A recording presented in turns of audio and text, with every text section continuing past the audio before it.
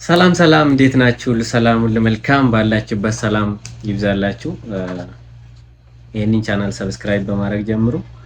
እንግዲህ ዛሬ ስለ አንድ ታሪክ እናወራለን። ታሪክ ስንል የሰው ልጅ ሁሉ የሚያወራ ታሪክ አለው፣ ያለፈበት ታሪክ አለው፣ ብዙ የወደቀበት፣ ብዙ የተነሳበት፣ ብዙ ያገኘበት፣ ብዙ ነገር ደግሞ ያጣበት። ሁሉም ሰው አድማጭ አጥቶ ነው እንጂ የሚያወራ ነገር አለ ነው።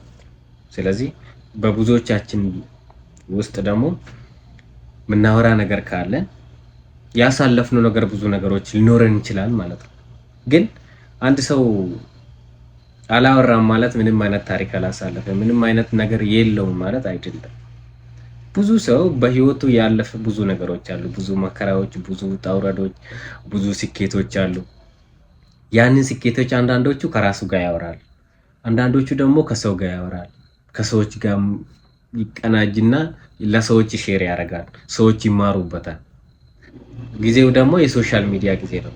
እንዲሆንኩ እንዲያለፍኩበት ብሎ ራሱን ኤክስፔሪንሱን የሚያወራበት ማለት ነው።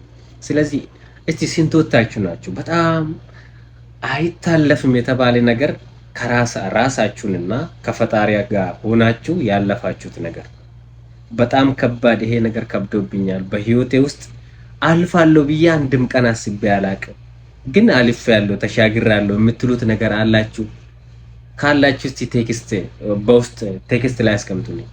እኔ ብዙ ነገር ከፈጣሪ ጋር ሆኜ አልፌያለሁ ተሻግራለሁ እግዚአብሔር ይመስገን የምትሉበት ነገር አለ የምታመሰግኑበት? ብዙዎቻችን ማመስገንም አንችልም። ያው አንዳንዴ ማማረር ብቻ ሆኖ ህይወታችን ተሳስሮ ነው ያለው እንጂ አንዳንዱ ለምሳሌ እኔ ያለሁበት ቦታ የሚመኙ ከኔ በታች ያሉ ብዙ ሊኖሩ ይችላሉ። ለምሳሌ እኔ አልጋ ላይ ከተኛው መሬት የሚተኛ ሊኖር ይችላል። እኔ መሬት ፍራሽ ላይ ከተኛው ምንም አይነት ፍራሽ ሳይኖር ባዶ ሰራሚክ ላይ የሚተኛ ሊኖር ይችላል አለ። ሁሉም ግን በየደረጃ የሆነ ነገር እየተመኘ ይሄዳል። ለዛ ነው እግዚአብሔር ፈጣሪን ስናመሰግን ያለ ይጨመርለታል የተባለው። እያመሰገን ያለነው ላይ እያመሰገን ስንሄድ እየተጨመረልን ይመጣል። የሌለ ነገር ስናማር ያለ ራሱን እንወሰዳለን። ለምሳሌ ማማረር ማለት አንድ ሰው የሆነ ችግር ውስጥ ነው እንበል። ችግሩን እያማረረ ችግሩ ጭራሽ ከችግሩ ውስጥ ለመውጣት ቀርቶ ሌላ ችግር እየተደራረበበት ምን ያደርጋል? ያንን ሰው እዛ ያስቀራል። ያለመው አሳካለሁ ኖራለሁ ብሎ የተመኘውን ነገር ወደ ገደል ከቶት ራሱን እዛ ይቀራል ማለት ነው። ያ ነው በህይወታችን ብዙ ነገር በህይወታችን እናሳልፋለን። ያሳለፍነው ግን በምስጋና እያመሰገን የምንቀጥልበት ከሆነ በህይወታችን ብዙ ነገሮች ማሻሻል፣ ብዙ ነገሮች መቀየር ይቻላል። ዛሬ ላይ የጨለመ ሊመስል ይችላል። እርግጠኛ ሆኜ ግን ጨለማ አይቆይም፣ ብርሃን አለ ማለት ነው። ብርሃን ያለበት ቦታ ጨለማ የት ገባ ብሎ አይፈለግም። ለምን? ሁለቱም አንድ ቦታ መቆየት አይችሉም። ስለዚህ ብርሃን ካለ ጨለማ የለም ማለት ነው። ጨለማ ካለ ጨለማ አይቆይም። የሆነ ጊዜ ሊያስጨንቅ፣ ሊያስጠብብ፣ ብዙ ነገሮች ሊያሳስበን፣ በጣም መከራ ይበዛብንና ለመከራ ብቻ የተፈጠርን ስንመስለን ግን ጨለማው አይቆይም። ለምን? በመጽሐፍ ቅዱስ ላይም ማየት ትችላላችሁ። ብዙ አይነት መከራ ያሳለፉ ቅዱሳን ነበሩ አሉ። ያንን ብዙ አይነት መከራ አሳልፈው ግን መጨረሻቸው የተባረከ ህይወት ነበራቸው። ፈጣሪም አንዳንዴ መከራ የሚያበዛ ህይወታችን ነገ ላይ እኔ የሆነ ነገር ቢሰጠው ያ ጫንቃውን ያንን ነገር መሸከም ይችላል ወይ? አንዳንዴ መከራችን እኛን ያሳድገናል። ብዙ አይነት ውጣ ውረድ፣ ብዙ አይነት መከራ ያየ ሰውና ምንም ነገር ያላየ አልጋ በአልጋ የሆነ ሰው እኩል አይደለም የሚፈተነው፣ እኩል አይደለም ህይወትን ጣም ራሱ የሚያውቀው እኩል አይደለም። ለምን? አንዳንዱ አልጋ በአልጋ ይበላል፣ ይጠጣል፣ ይነሳል፣ ከዛም በኋላ የሆነ ስራ ይሰራል፣ ያገኛል፣ ይኖራል፣ አለቀ።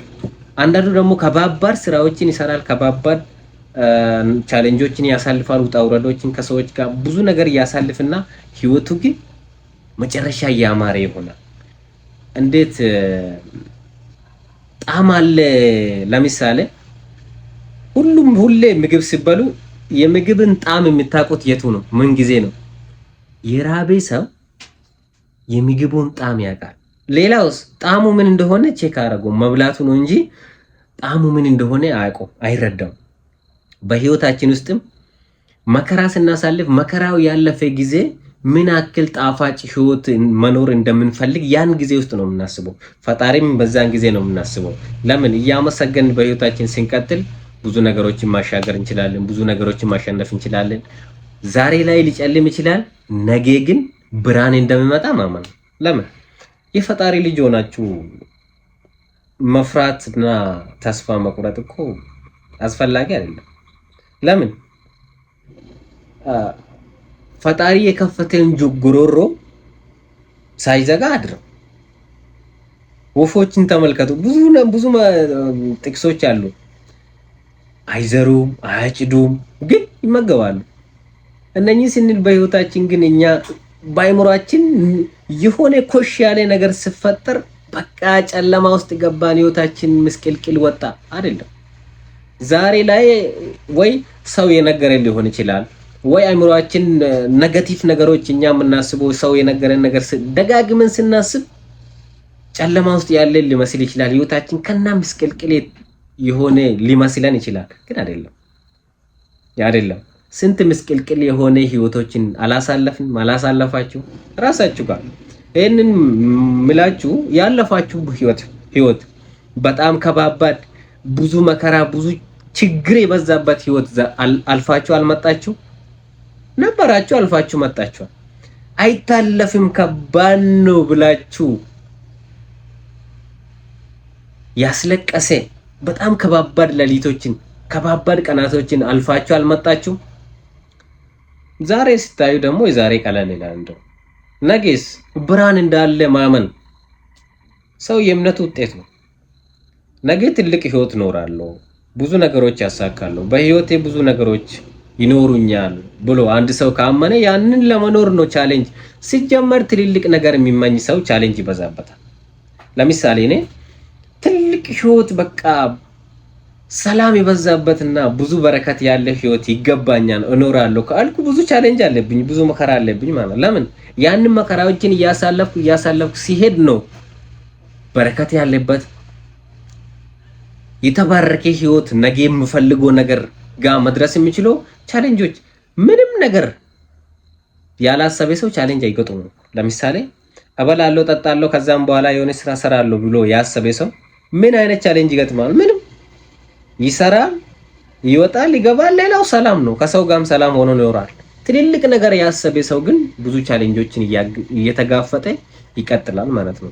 ስለዚህ ራሳችሁን ካመናችሁ ፈጣሪን አጥብቃችሁ ከያዛችሁ ማይታለፍ ነገሮች የሉም። ዛሬ ላይ የሆነ አሁን ያላችሁበት ሁኔታ ገደል ሊመስል ይችላል፣ ግን ተራራ ላይ መውጣታችሁ ማይቀር ነገር ነው። እንወጣለን፣ በፈጣሪ ድጋፍ እንወጣለን።